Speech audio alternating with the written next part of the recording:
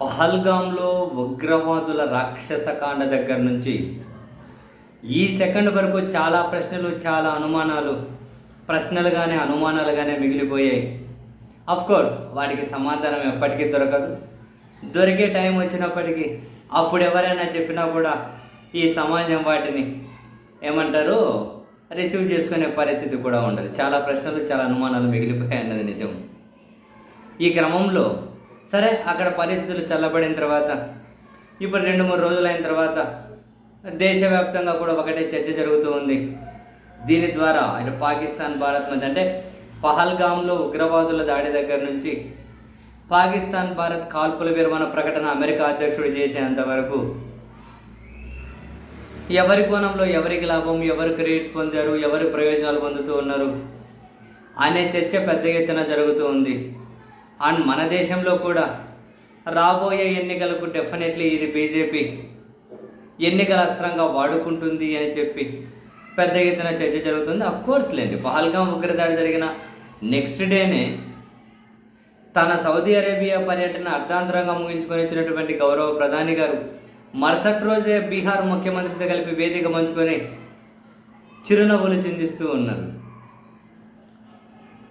And ఇప్పుడు రాబోయే ఎన్నికల్లో బీజేపీ దీనిని ఉపయోగించుకోకుండా ఉంటుందా అనే చర్చ జరుగుతున్న వేళ అరే ఇటువంటి రాజకీయంగా మేమెందుకు ఉపయోగించుకుంటాం అని చెప్పి బీజేపీ వాళ్ళు కూడా ఒక ప్రోగ్రాం లాంచ్ చేస్తూ ఉన్నారు. ఆపరేషన్ సింధూర్ అని. దానివల్ల కలిగినటువంటి లాభాలు, దాని ఆబ్జెక్టివ్స్, దాని ప్రయోజనాలు ఊరు వాడ ప్రచారం చేయాలని చెప్పి బీజేపీ నిర్ణయం తీసుకుందట. దానికోసం ఒక ప్రత్యేక ప్రోగ్రామ్ అని వాళ్ళు లాంచ్ చేస్తూ ఉన్నారు.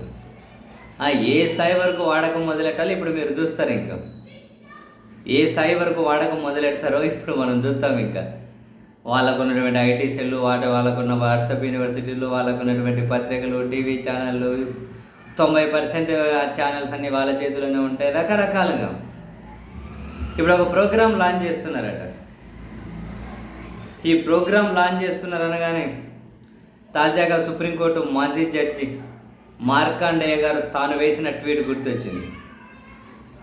సుప్రీంకోర్టు మాజీ జడ్జి మార్కండేయ గారు ఒక ట్వీట్ వేశారు. అందరూ లాభపడ్డారు. ఇండియా పాక్ ఈ వివాదం, ఈ పోరు, ఉగ్రవాదుల దుశ్చర్య, మారణకాండ, అక్కడి నుంచి కాల్పుల విరమణ, ఆ తర్వాత చాలామంది లాభాలు పొందారట. ఆయనే చెబుతున్నారు ఎవరెట్లా లాభం పొందారట. పాకిస్తాన్కి ఏమో భారీగా ఫండ్స్ వెళ్ళాయి. IMF నుండి $1 బిలియన్ వెళ్ళాయి. $1 బిలియన్ పాకిస్తాన్కి ఫండ్ వెళ్ళింది. వాళ్ళు లాభపడ్డారట. చైనా వాళ్ళ యుద్ధ విమానాలు క్షిపణులను పరీక్షించుకుందట. అంటే వాళ్ళ యుద్ధ విమానాల క్షిపణులు ఏది ఎట్లా పనిచేస్తుంది, ఏది ఫెయిల్, ఏది సక్సెస్ వాళ్ళు పరీక్షించుకున్నారు. వాళ్ళకు లాభమేనట. టర్కీ వాళ్ళ డ్రోన్లను పరీక్షించుకుందట. వాళ్ళకు లాభమేనట. బీజేపీ రాబోయే బీహార్ సహా ఇతర ఎన్నికల్లో విజయం కోసం దీన్ని ఉపయోగించుకుంటుంది. సో వాళ్ళకి దీని ద్వారా విజయం దక్కుతుందట. వాళ్ళు లాభం పొందినారట. చివరికి పహల్గామ్లో దాడికి పాల్పడ్డ తీవ్రవాదులు కూడా 72 గంటల పాటు గాలింపు నుంచి ఊరట పొందారట. చివరికి అమెరికా అధ్యక్షుడు ట్రంప్ కూడా యుద్ధాన్ని ఆపేసి క్రెడిట్ పొందారట. తద్వారా నోబెల్ శాంతి బహుమతికి మార్గం సుగమం చేసుకున్నారట. సో అందరికీ లాభాలే ఉన్నాయట. ఆడ ఇటువైపు చనిపోయిన సైనికుల కుటుంబాలు, అటువైపు చనిపోయిన కుటుంబాలు, ఆ సరిహద్దు గ్రామాల్లో రాత్రి ఊళ్ళు ఇసిపెట్టి పారిపోయి మొత్తం మీద జనం అల్లాడిపోయారు. శిక్ష జనానికే. సో పై లెవెల్లో అందరికీ లాభాలే ఉన్నాయట. సుప్రీంకోర్టు మాజీ జడ్జి గారి ట్వీటు. ప్రస్తుతం బీజేపీ ఒక ప్రోగ్రాం లాంచ్ చేసి దీన్ని రాజకీయంగా ఎంతవరకు వాడుకోవాలో అంతవరకు వాడుకోవాలని చెప్పి నిర్ణయం తీసుకున్న తర్వాత నిజమే కదా, ఎవరి లాభాలు వాళ్ళకు ఉన్నాయి.